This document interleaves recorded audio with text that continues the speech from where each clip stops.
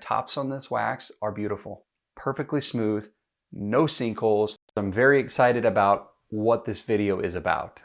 Today we are going to be reviewing a new mystery wax that is not even yet available on the market. I will be doing a second part video of this that is more in depth with my kind of final reviews the more I test this wax here down the road, but I wanted to give you my initial thoughts and my feedback as of today, my first kind of week or so of testing this new wax. Hi everyone, my name is Wade Thomas. I'm the owner of Black Tie Barn Candle Company, and I also run this YouTube channel. If you are interested in learning any more about candle making or any of the other reviews of the different materials that I do on this channel, as well as running a candle making business, I would encourage you to subscribe, as well as give this video a like, and don't forget to hit that bell icon too. That will turn on notifications for you anytime I post new content. I really appreciate you being here. So let's go ahead and jump into the review of this new wax. So again, this is a mystery wax. That's at least what I'm gonna call it for now, because that's all it is right now. I don't know anything more about this wax. Well, I don't know much more about this wax than even you do right now. That is because it is so new. It's not on the market yet. It's actually in production. It's in trials. It's limited trial testing right now. That's all I know. And that's actually the catch of today's video. I'm going to tell you what my feedback is so far. I'm going to talk about different aspects of the wax itself and what I think. But the catch is I don't actually know what's in this wax. I don't know anything. That's what makes this so intriguing. I'm doing blind testing. There's no way to interject any kind of bias into this because I don't know what the wax is made of. I don't know anything. I don't have any baselines for the wax.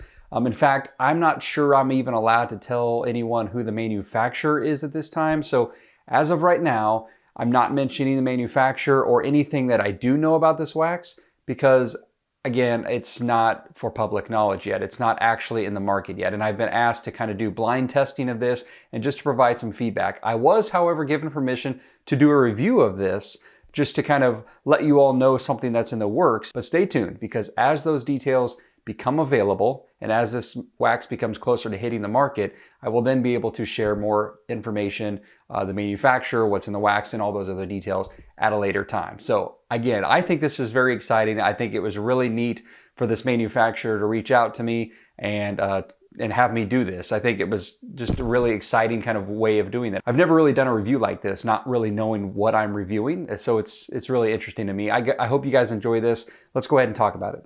The first thing we're going to talk about today is the texture of the wax. What is the, out of the box, what is the wax like? You can learn a lot about a wax just by feeling it right out of the box or out of the packaging. This did come in a slab form, which most of the waxes out there do. The majority of waxes, especially some of the better quality waxes in my opinion, do come in a slab form. So I wasn't shocked whatsoever to see it come in a slab. The actual texture of the wax is very similar to imagine if you've ever worked with 6006, sort of like that, but a little bit softer.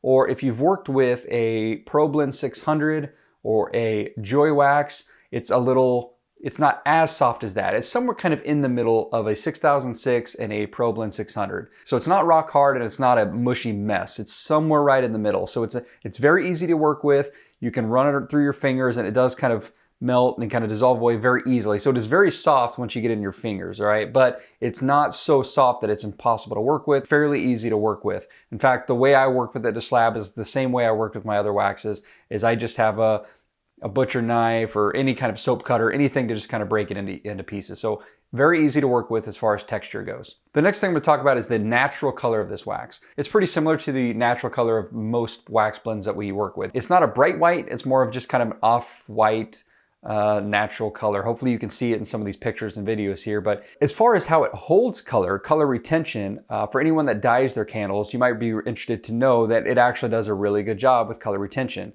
Usually the more paraffin that's in a candle, the better it will do at color retention or color vibrancy. And then as you get more and more natural, you'll start getting more kind of pastel colors. I found this to be pretty rich in color. I didn't use a ton of drops here. You know, this was just a couple drops of kind of a bluish purple. It came nice and rich.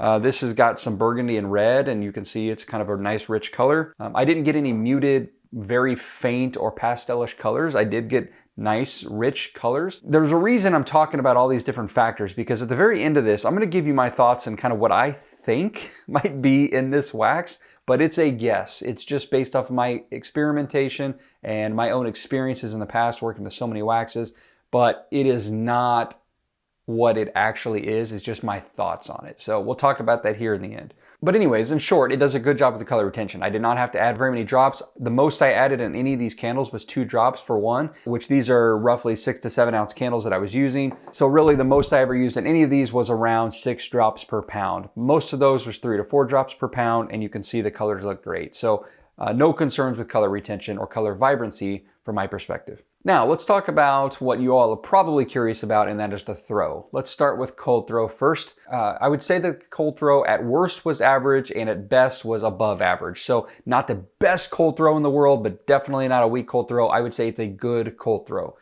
Most waxes that have a good cold throw are very super soft waxes. So generally when I'm working with a wax that is fairly soft, but kind of somewhere in the middle, I expect it to have a good cold throw, but it might not necessarily just knock you off your feet. In my testing, I have zero concerns with the cold throw. There are a few waxes out there I would say have a slightly better cold throw, but nothing that would ever sway me one way or another to use a wax. They're all very close. There are certain waxes that just don't have a good cold throw. This is not one of those. This is a good cold throw wax. But the hot throw is the thing that I was, of course, wanting to test the most. Now, here's my initial thoughts on the hot throw. When I do hot throw testing, especially with a new wax, I like to test 3 different classifications of oils, or at least what I consider 3 different oil types.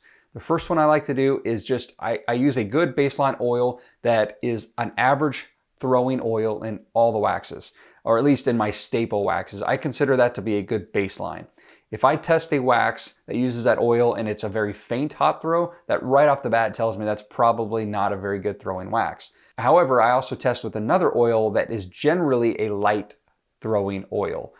It's a light oil in general. The reason I do that is because if it happens to also be weak in a new wax, then that really doesn't tell me much. But I might be surprised. And if a wax happens to throw that oil really well, even though normally it's fairly weak or fairly faint, that's a good sign, and that tells me a lot. And then lastly, I like to take an oil that I know normally throws really well in a wax, and I have no problems with hot throw most of the time, and I like to see how that performs in the new wax. If it doesn't perform the same in a new wax, then I have concerns. So how did this wax do with the hot throw? Well, after the first day and a half, so I only cured about 36 hours, I wanted to see how it would do right off the bat. 2 of those 3 tests went pretty well. I would say average hot throw is what I would consider it at best at that time. But again, I only really set the candles for about a day. Normally when I'm making candles, even candles that don't require extended long cure times, I always give candles at least 2 or 3 days minimum before I really do anything. So I let these sit a couple more days, and then I retested them all at day 3 and on. And it made a big difference. The hot throw was definitely better after 2 or 3 days. So after the 48, 72 hour mark, the hot throw was great, above average. So it's hard for me to give you really an idea of what to compare it to because there's so many wax types out there and we all use so many waxes out there. But I will just tell you in my experiences, the hot throw here was really good overall. But let me break it down into those 3 wax categories that I mentioned earlier. So I took an oil like Apple Harvest from Candle Science, which to me is kind of an average throwing oil. I love the scent of it. I love the fragrance itself, but it's not always the strongest. It's kind of somewhere in the middle for me as far as hot throw goes. This wax was throwing that really well. So taking that average oil, that average throw, this wax met that mark, if not exceeded it a little bit. And then I took some of my better throwing oils that I use, the santal and coconut and crackling birch and even some lavender driftwood. The fragrance was great in all of them. Again, the reason I like to test strong oils in a new wax is I want to make sure that it's still strong in that wax and that wax isn't actually a step back in hot throw. And it wasn't in this case, so great overall. The only test that it didn't really do excellent in was when I tested in an oil that is notoriously kind of weak, no matter what wax I use. I was hoping to be surprised and this wax just be like, boom, I will take any oil you throw at me and I will just make it throw amazing. As someone referred to one of my candles they bought for me in the Facebook group, and I think the phrase they used was, This candle fragrance throws haymakers. So I was hoping this wax might surprise me with a weaker fragrance oil and throw a haymaker, a fragrance, and just knock me off my feet and surprise me. It didn't, but that's not a bad thing. Again, this was an oil that no matter what wax I use, it's always kind of a faint, like you can smell it. It's not that there's zero hot throw. You can smell it. It just isn't super strong. It's a fairly light scent. The one I tested was a grapefruit and mint from, I think it's grapefruit and mint from Candle Science. I love the smell because I like the smell of grapefruit, but it is fairly light scent. This wax performed through that basically as well as most waxes do. You could smell it, but it wasn't overly strong. So how do I summarize my thoughts about the hot throw? Well, the best way to say it is no concerns with hot throw. The oils that I needed it to perform well in, the oils that I expected it to perform well, it did. In general, there was nothing here negative to say about hot throw. In fact, if I had to rank this, it's definitely above average. I would say probably on a scale of 8 to 10. There are waxes to me that if you pair it with the right oil will just blow your socks off. And then there's waxes to me that if you don't pair it with the right oil, you pretty much get no hot throw. This was above average. So again, an 8 out of 10, something like that, which is really good. It's pretty much impossible to find a wax that just checks all the boxes. If you find one that has a 10 out of 10 on hot throw, it's maybe really difficult to work with, or it's got terrible glass adhesion, or it's really tough to wick. On the flip side, you might find a wax that's perfect to use. No problems, perfect texture, perfect smooth tops, perfect jar adhesion, easy to wicks, but you can't smell it. Really, really hard to find a wax that is a 10 out of 10 in all categories. However, this one did make me very happy overall with all of the ones we've talked about so far, the texture, the color, the cold throw, and the hot throw. So far, this wax is definitely getting an A for me, but we're not done. Let's talk about a couple other factors. The next one a lot of people care about, especially starting out, is jar adhesion. Now, most of us know that jar adhesion really has no impact on the quality of the candle, definitely doesn't have an impact on the way it performs, but sometimes it's an eyesore to us candle makers. Most customers don't care. But we as candle makers still like to put our best foot forward and our best product on the shelf. And so if we can come up with a candle and a wax that has good jar adhesion from day one and will last until it's out of our control, then that's what we're going for. That's what we're hoping for. Here's a little tip about wax manufacturers. And this is something they've shared with me, and it's not any kind of private information I'm not allowed to share, just something you might find interesting. Most manufacturers don't care a ton about jar adhesion. It's not a primal focus point. They're not typically trying to design waxes around jar adhesion. They're focusing on all the other important things that really matter on the performance of a candle. The same goes with this wax. The manufacturer did not intentionally design or do anything to create great jar adhesion. However, that being said, they, as well as me, have been pleasantly surprised with the jar adhesion. It's not perfect. There's going to be candles and jars that you don't get great jar adhesion. There's no way to have perfect jar adhesion across all types of jars with all waxes. It's just really difficult to do. I poured 6 testers with this candle. Jar adhesion on half of them were perfect, and the jar adhesion on the rest were not, but it didn't really matter. It was still fine. So for example, this is the one that I did the apple harvest in. It's really hard to see, but you can see some areas where it didn't adhere perfectly to the sidewalls, right? You can see where it pulled away a little bit. One thing I should mention is that I did the same process for all of these. I should have said this earlier, but I added 9% fragrance oil to all of these. I used a couple different wicks in each one because I was curious on different type of wicks and how it worked with the wax. But I did pour them all at a fairly low temperature. Not super low like you would do with some of your soys, but I didn't pour extremely hot like you would with a paraffin or high paraffin load parasoy. I poured somewhere kind of in the middle, probably around the 150 to 155 mark. I think what I would do is pour a little bit hotter on these next time. That would have helped a little bit, maybe. It's just a guess, I should say. But anyways, I was completely fine with the jar adhesion. And like I said, I've only done minimal tests at this point, so I can't really tell you one way or another how great the jar adhesion is, but I will tell you that in half the candles I had, they were great. I will say that the wider jar, for example, this 3-wick one, I poured this cool and I didn't do anything special on this one compared to the others, and the jar adhesion has been perfect. It looks amazing. Even after several burns, I burned it halfway down and it looks perfect. I don't know if I can show that, but okay, so let's talk about the Meltpoint real quick. I don't know exactly what the Meltpoint is. To me, it is less than 6006, but I would say it's a little bit higher than something like ProBlend 600 or 464. Again, it's kind of in between, and I think that was intentional.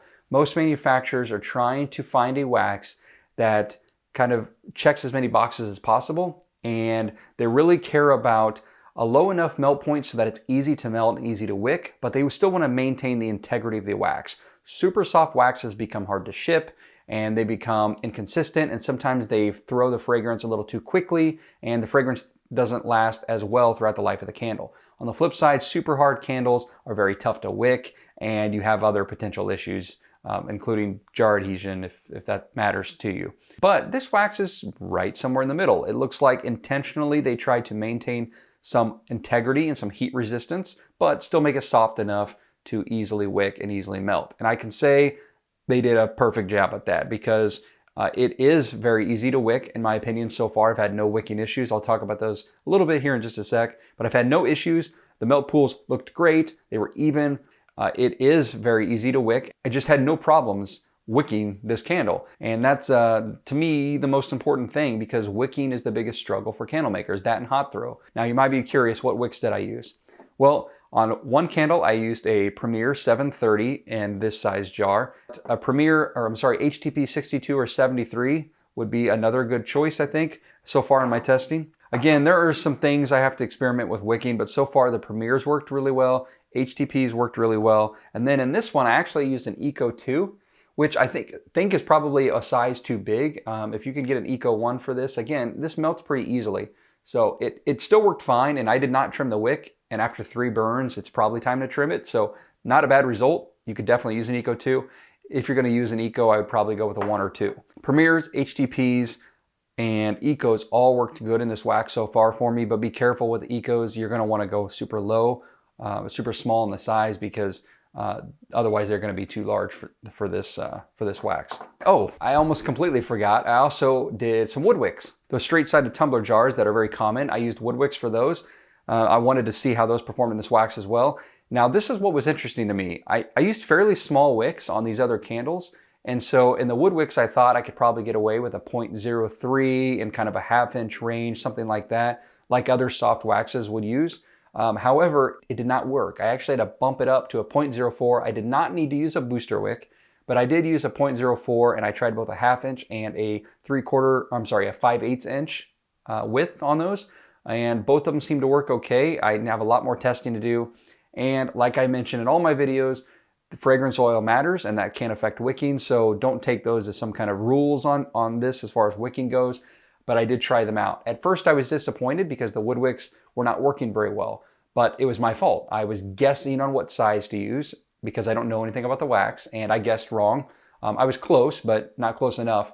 And so after I re-wicked them with a larger size wood wicks, they seem to have worked much better. But it's still early, a lot more testing to go. The last one I did was a 3-wick one, which I showed you already. This one was 3 Premier 720 wicks, and I can tell you so far it has been perfect.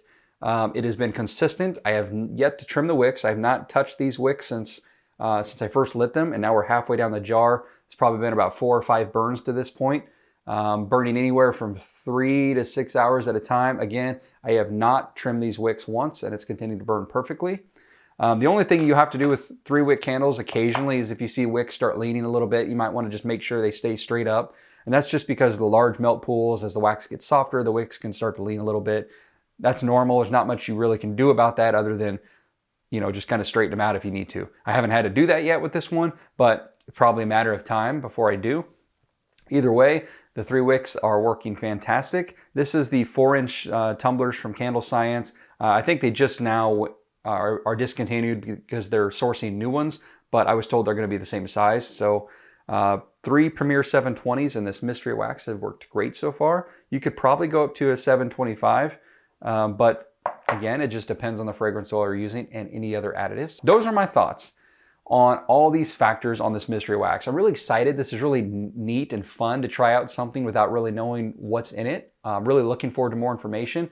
I'm also hoping that they move forward with this wax and to full production, because I think the results have been promising so far. I definitely need to do more testing, but I have hope. Like I just mentioned, the results are promising. There are several waxes I have tested. I've tested over 20 to 25 waxes on the market. The majority of them I'm not a super fan of. There are a handful that I do like. And there are a few that the very first time I ever tested them, I just knew I wasn't going to like them. This one is making me excited. So hopefully that excites you as well. So earlier in the video, I told you at the very end I would give you my best guess on what I thought might be going on with this wax. Remember, disclaimer, this is a guess. I do not know what's in this wax. I do not know how it's made, and that is intentional. Once that information becomes more public and they're willing to share or at least move this product to market, then I will do another review a little bit later after I've got more information, done more testing, and hopefully we can have some more in-depth conversations. But based off of all these factors, if I had to guess, because of the good color retention, to me that would mean there's probably either some paraffin in it or some coconut oil. So soy is generally not as good with color, vibrance, without another additive. Cold throw, I would expect definitely to be some soy or coconut. Both of those have really good cold throw. Because it has fairly good jar adhesion characteristics, I'm going to again assume that there is a mixture of soy or coconut wax. The Meltpoint, Wicking, and hot throw are the ones that throw me a little curveball, because a lot of this screams a coconut or soy blend, but then, oh, by the way, the tops on this wax are beautiful. If I didn't mention that before, perfectly smooth, no sinkholes, no issues. I did have a crack on one of them with the one that I used a wood wick, and that's because I accidentally poured it way too low of a temperature and it just cooled too quickly and cracked a little bit around the wick. But again, that's no big deal. Just pouring a little hotter will help with that. And it was an anomaly from what I could see. But anyways, the hot throw and the way this kind of wicked makes me think that there is a little bit of paraffin in it, which I have no problem with. I think it's a highly refined, high quality paraffin. Like I said, the hot throw was great, but just summarizing all this together, I would lean to this being a 50 to 50-ish kind of paraffin soy blend. So if I had to put a number on it, I would say maybe a 60% soy, 40% paraffin. That would be if I had to make one guess, that's what I would go with. However, this could be a paraffin coconut blend or a coconut soy. The reason I don't think it's a coconut soy is the hot throw is just better than most soy and coconut blends are. So for that reason, I'm going to stick to my guns on this one. I'm going to put my money on a parasoy, roughly 60% soy, 40% paraffin, just a guess. But maybe, just maybe, they've also added some coconut to this. And when I say a parasoy, remember, not all paraffins are made the same and not all soys are the same. Not all coconut waxes are the same. The type of soy they manufacture could be totally different than the soy that you're used to using. Same with the paraffin, same with the coconut. So I don't know those details. They're not going to release proprietary information about what specifically makes up their soy waxes and paraffin, but just as a general sweeping statement, I would go with a parasoy, potentially with coconut added as well. I know that seems like a safe answer, but because of the market we're in, I'm also going to assume that it's more heavy on the natural wax. And that's why I went with 60% soy and 40% paraffin, because then it can be sold as a parasoy and have some of those natural qualities. It's easier to market that way. Those are my overall thoughts on the wax, guys. Again, I know this, it's hard to talk too much about the wax without knowing all the details, but that is my feedback after doing some initial testing. Hope you guys are getting jazzed about a new wax coming to the market. We're always looking for ways to improve our products, and new waxes are very enticing and exciting to try out. I will keep you all posted as this wax moves further along in production, when it might be available to the market, and when I have more information to share. Thank you all for tuning in. Please give this video a like, subscribe if you haven't already, but stay tuned because remember, this is not the last time we're going to talk about this wax. Thank you all for tuning in, and we will see you next time.